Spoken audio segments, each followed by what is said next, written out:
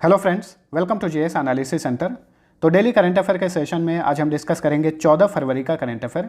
और यदि इसका पीडीएफ डाउनलोड करना चाहते हैं तो इस वीडियो के डिस्क्रिप्शन में लिंक मिल जाएगा, आप वहां से डाउनलोड कर सकते हैं।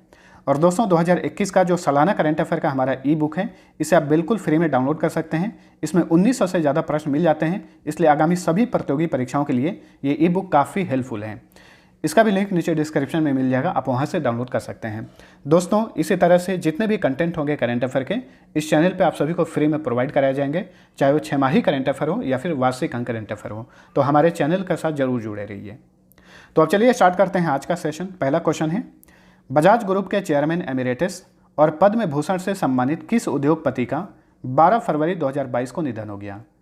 तो देखिए, बजाज ग्रुप के पूर्व चेयरमैन और वर्तमान में चेयरमैन एमिरेटस थे राहुल बजाज। हाल ही में इनका निधन हो गया है। Option A right answer. क्योंकि राहुल बजाज भारत के काफ़ी मशहूर उद्योगपति थे, तो इनसे रिलेटेड आगामी परीक्षाओं के लिए काफ़ी महत्वपूर्ण फैक्ट्स बनते हैं, इन्हें भी याद रखिएगा। इनका जन्म हुआ था 10 जून 1938 को, निधन हो गया 12 फरवरी 2022 को। प्रख्यात स्वतंत्रता सेनानी थे जमनालाल बजाज, उनके ये पौत्र थे यानी पोते थे।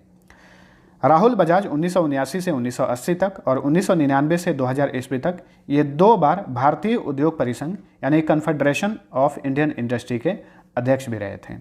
इसके अलावा 1986 से 1989 तक ये पूर्ववर्ती इंडियन एयरलाइंस, जो कि एयर इंडिया की सब्सिडरी हुआ करती थी, उसके चेयरमैन रहे थे। इसके अलावा राहुल बजाज 2006 से 2010 तक राज्यसभा सदस्य भी रहे थे। भारत सरकार ने राहुल बजाज को 2001 में पद्म भूषण पुरस्कार से सम्मानित किया था। पद्म भूषण पुरस्कार जो है ये भारत सरकार का तीसरा सर्वोच्च नागरिक पुरस्कार है। तत्कालीन राष्ट्रपति प्रणब मुखर्जी ने राहुल बजाज को 2017 में CII presidents award for lifetime achievement award से सम्मानित किया था। बजाज ग्रुप की बात करें तो इसकी स्थापना 1926 में की गई थी। मुख्यालय मुंबई में है। चलिए अगला क्वेश्चन है, 15 से 16 फरवरी को कौन सा मंत्रालय भारतीय संग्रहालयों पर अपनी तरह का पहला वैश्विक शिखर सम्मेलन आयोजित करेगा? देखिए, 15 से 16 फरवरी को 2 दिवसीय भारतीय संग्रहालयों पर अपनी तरह का पहला वैश्विक शिखर सम्मेलन आयोजित किया जाएगा। किसके द्वारा? केंद्रीय संस्कृति मंत्रालय द्वारा। तो ऑप्शन बी राइट आंसर है। केंद्रीय संस्कृति मंत्री हैं जी किशन रेड्डी, तो इस सम्मेलन का ये उद्घाटन करेंगे 15 फरवरी को। आगामी परीक्षाओं से रिलेटेड, संग्रहालय से रिलेटेड जो भी फैक्ट्स हैं इन्हें भी याद रखिएगा। भारत का पहला ओपन रॉक संग्रहालय का हाल ही में उद्घाटन कहां पर किया गया? हैदराबाद में। वहीं भारत का पहला खाद्य सुरक्षा संग्रहालय कहां पर स्थापित किया गया है? तमिलनाडु के तंजावुर में, और हाल ही में इसका उद्घाटन किया गया था। केंद्रीय गृह मंत्री अमित शाह ने कुछ दिन पहले ही रानी गैदिनलिउ आदिवासी स्वतंत्रता सेनानी संग्रहालय की आधारशिला रखी। कहां पर? मणिपुर में। वहीं प्रधानमंत्री नरेंद्र मोदी ने नवंबर 2021 में बिरसा मुंडा स्मृति उद्यान सह स्वतंत्रता सेनानी संग्रहालय का उद्घाटन किया। कहां पर? रांची में। ठीक है। अंतर्राष्ट्रीय संग्रहालय दिवस कब मनाया जाता है? 18 मई को। चलिए अगला क्वेश्चन है, मार्च 2022 में नेहरू ट्रॉफी बोट रेस का आयोजन किस देश में किया जाएगा?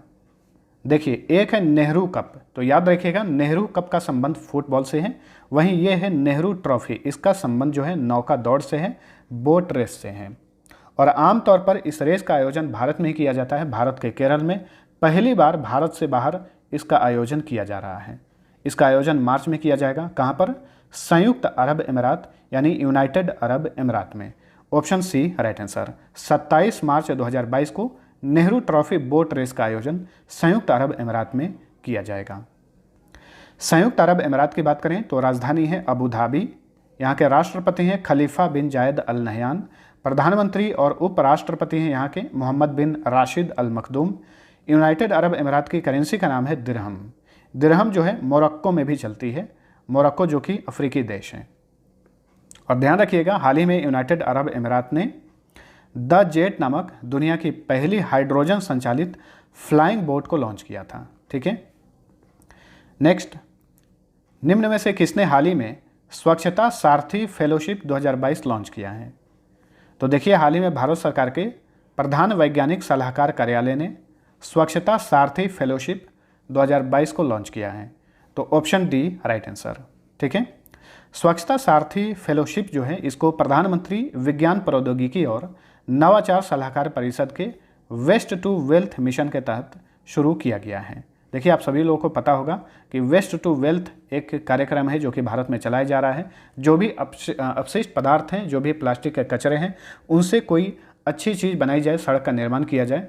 इसी वजह से वेस्ट टू वेल्थ कार्यक्रम लॉन्च किया गया है। ठीक है, तो इसी मिशन के तहत जो है स्वच्छता सारथी फेलोशिप की शुरुआत की गई है और इस फेलोशिप की घोषणा कचरा प्रबंधन के सामुदायिक कार्य में लगे युवाओं को स्वच्छता सारथी की भूमिका में सशक्त बनाने के लिए की गई है।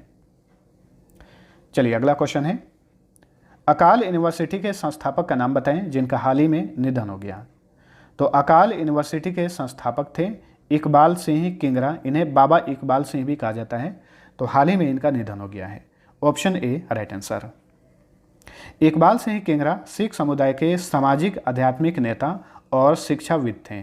सामाजिक कार्य के क्षेत्र में उनके योगदान के लिए भारत सरकार ने इन्हें 2022 में यानी इसी साल पद्मश्री पुरस्कार से सम्मानित किया। तो याद रखिए, इकबाल सिंह किंगरा, इन्हें इसी साल पद्मश्री दिया गया है। पद्मश्री भारत का चौथा सबसे बड़ा नागरिक पुरस्कार होता है। ठीक है, 2008 में इटर्नल यूनिवर्सिटी और 2015 में अकाल यूनिवर्सिटी की स्थापना इकबाल सिंह किंगरा ने ही की थी। चलिए अगला क्वेश्चन है, 12 फरवरी 2022 को किस विषय के साथ राष्ट्रीय उत्पादकता दिवस मनाया गया। तो देखिए, हर साल 12 फरवरी को नेशनल प्रोडक्टिविटी डे यानी राष्ट्रीय उत्पादकता दिवस मनाया जाता है। 2022 का थीम निर्धारित किया गया है self reliance through productivity. Option B right answer. और इसी दिवस के अवसर पर 12 फरवरी से लेकर 18 फरवरी के बीच में भारत में नेशनल प्रोडक्टिविटी काउंसिल द्वारा राष्ट्रीय उत्पादकता सप्ताह मनाया जा रहा है। इसे भी याद रखिएगा। और इस सप्ताह का विषय भी सेम है, सेल्फ रिलायंस थ्रू प्रोडक्टिविटी। तो देखिए, हाल ही में फरवरी माह में जितने भी इंपॉर्टेंट दिवस मनाए गए हैं, थीम के साथ फटाफट इनका रिवीजन कर लीजिए। 1 फरवरी को भारतीय तटरक्षक बल स्थापना दिवस मनाया जाता है।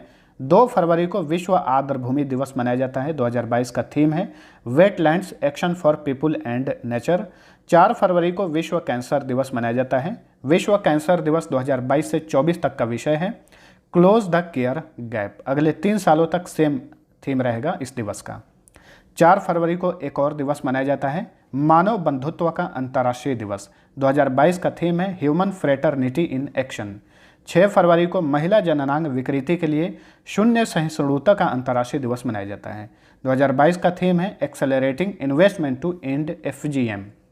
10 फरवरी को विश्व दलहन दिवस मनाया जाता है। इसका थीम है 2022 का pulses to empower youth in achieving sustainable agri food systems.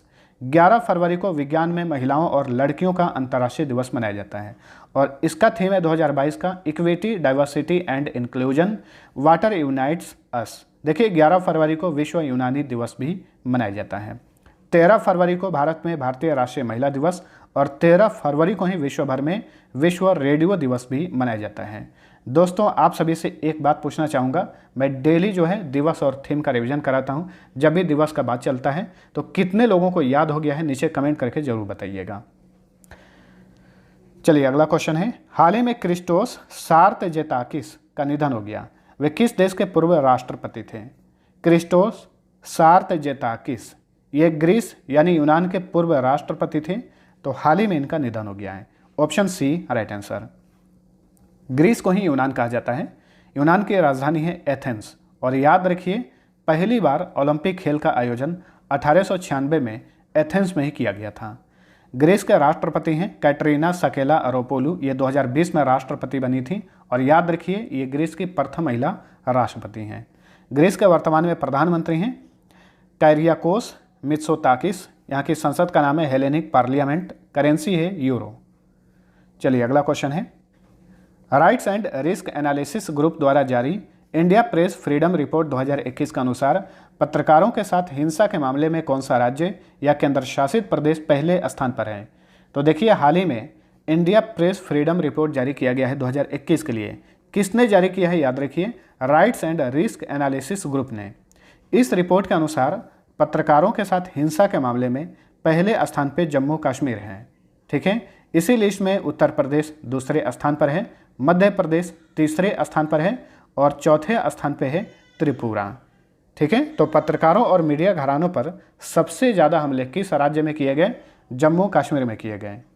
और देखिए, प्रेस फ्रीडम से रिलेटेड एक विश्व स्तरीय सूचकांक जारी किया जाता है, इसका नाम है विश्व प्रेस स्वतंत्रता सूचकांक। 2021 के लिए जो जारी किया गया था, इसमें भारत 142वें स्थान पर है, इसे भी याद रखिए। जम्मू कश्मीर की बात करें तो हाल ही में राष्ट्रीय एकल खिड़की प्रणाली लॉन्च करने वाला ये भारत का पहला राज्य बन गया है। जम्मू कश्मीर भारत का केंद्र शासित प्रदेश है। भारत में इसका विलय हुआ था 26 अक्टूबर 1947 को। राज्य के रूप में इसका गठन किया गया था 14 मई 1954 को। केंद्र शासित प्रदेश के रूप में इसका गठन किया गया था 31 अक्टूबर 2019 को। राजधानी श्रीनगर। उप गवर्नर हैं यानी उप राज्यपाल हैं यानी lieutenant governor Manoj Sinha. Jammu Kashmir high court के चीफ जस्टिस हैं पंकज मित्तल। जम्मू कश्मीर में जिलों की संख्या 20 है। चलिए अगला क्वेश्चन है, हाल ही में किस देश ने एकात्मक डिजिटल पहचान ढांचे यानी यूनिटरी डिजिटल आइडेंटिटी फ्रेमवर्क को लागू करने के लिए भारत से अनुदान प्राप्त करने हेतु समझौता किया है? तो देखिए, हाल ही में श्रीलंका ने यूनिटरी डिजिटल आइडेंटिटी फ्रेमवर्क को लागू करने के लिए भारत से अनुदान प्राप्त करने के लिए समझौता किया है। Option D right answer. देखिए, आधार कार्ड के जैसा ही श्रीलंका भी डिजिटल पहचान प्रणाली अपनाने जा रहा है, जिसमें भारत जो है श्रीलंका का समर्थन करेगा। श्रीलंका की बात करें तो राजधानी है श्री जयवर्धनेपुरा कोट्टे। भारत और श्रीलंका के बीच में एक जलडमरू मध्य है, उसका नाम क्या है? उसका नाम है पाक, जिसे पाक स्ट्रेट भी कहा जाता है। श्रीलंका के वर्तमान में राष्ट्रपति हैं गोटाबाया राजपक्षे। प्रधानमंत्री हैं महिंदा राजपक्षे। संसद का नाम है पार्लियामेंट। यहाँ की आधिकारिक भाषा है सिंहला और तमिल। यहाँ का राष्ट्रीय खेल है वॉलीबॉल। करेंसी का नाम है श्रीलंकन रूपी। रुपया जो करेंसी है बहुत सारे देशों में चलती है, भारत और श्रीलंका के अलावा, जैसे कि नेपाल, पाकिस्तान, इंडोनेशिया, मालदीव, मॉरिशस और सेशल्स। ध्यान रखिए, इंपॉर्टेंट बनेगा। चलिए अगला क्वेश्चन है, हाल ही में केंद्र सरकार ने किस वर्ष तक कृषि क्षेत्र में डीजल को अक्षय ऊर्जा से बदलने का लक्ष्य निर्धारित किया है? तो देखिए, हाल ही में केंद्र सरकार ने कृषि क्षेत्र में डीजल को अक्षय ऊर्जा से परिवर्तित करने का लक्ष्य निर्धारित किया है। ये पूरा किया जाएगा 2024 तक। Option C right answer. देखिए, कृषि क्षेत्र में जितने भी मशीनों का इस्तेमाल किया जाता है, सारे के सारे डीजल से संचालित किए जाते हैं, लेकिन भारत सरकार ने लक्ष्य रखा है कि इसे 2024 तक बदल दिया जाएगा अक्षय ऊर्जा से, रिन्यूएबल एनर्जी से। ठीक है। इसके अलावा भारत सरकार ने और भी लक्ष्य निर्धारित किए हैं, इसे भी याद रखिएगा। 2070 तक भारत को शुद्ध शून्य उत्सर्जक देश बनाने का लक्ष्य रखा गया है। इसके अलावा सौर ऊर्जा, कृषि क्षेत्र में सौर ऊर्जा का बढ़ावा देने के लिए भारत सरकार ने एक योजना लॉन्च किया है, इसका नाम है पीएम कुसुम योजना, और इसका फुल फॉर्म होता है प्रधानमंत्री किसान ऊर्जा सुरक्षा और उत्थान महाअभियान योजना। ठीक है। अभी आपने नाम सुना है अक्षय ऊर्जा का यानी रिन्यूएबल एनर्जी का, तो इसके उदाहरण कौन कौन से हैं? इसे ही नवीनीकरणीय ऊर्जा भी कहा जाता है। तो बायोगैस, सौर ऊर्जा, पवन ऊर्जा, जैव ईंधन, जल विद्युत ऊर्जा और ज्वारीय ऊर्जा, ये सारे के सारे जो हैं अक्षय ऊर्जा के उदाहरण हैं, तो याद रखिए। तो फ्रेंड्स, यह था हमारा आज का करंट अफेयर। वीडियो पसंद आया है तो लाइक और शेयर जरूर करना। अब डेली की तरह पिछले क्लास का फटाफट रिवीजन कर लीजिए।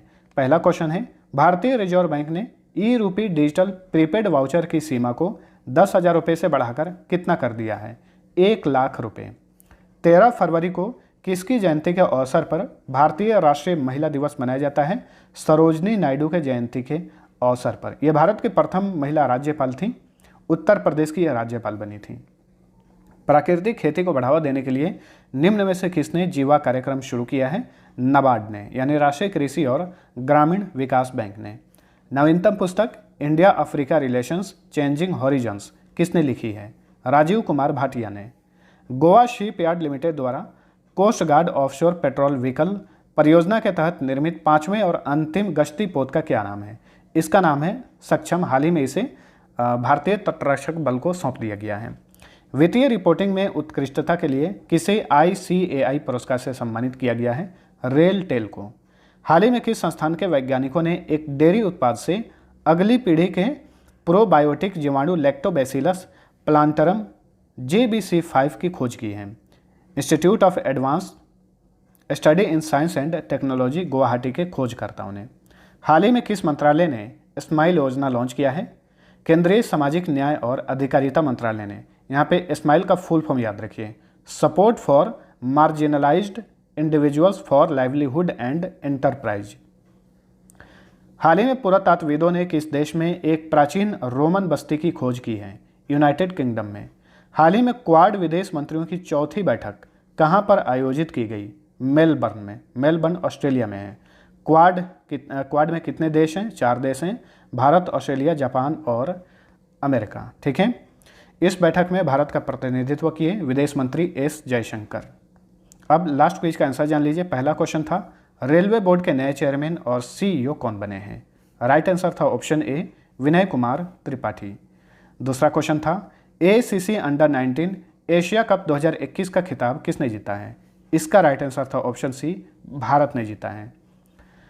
दोस्तों अब चलिए आज का पहला क्वेश्चन है, हाल ही में किस देश ने अंगारा A5 नामक अपना सबसे बड़ा स्पेस रॉकेट लॉन्च किया है? दूसरा क्वेश्चन है, इतिहास की सबसे बड़ी व्यापार समूह क्षेत्रीय व्यापक आर्थिक भागीदारी यानी RCEP 1 जनवरी 2022 से लागू हो गई। बताइए इसमें सदस्य देशों की संख्या कितनी है? दोनों क्वेश्चन का आंसर नीचे कमेंट करके बताइए। मिलते हैं अगले वीडियो में, तब तक के लिए टेक केयर।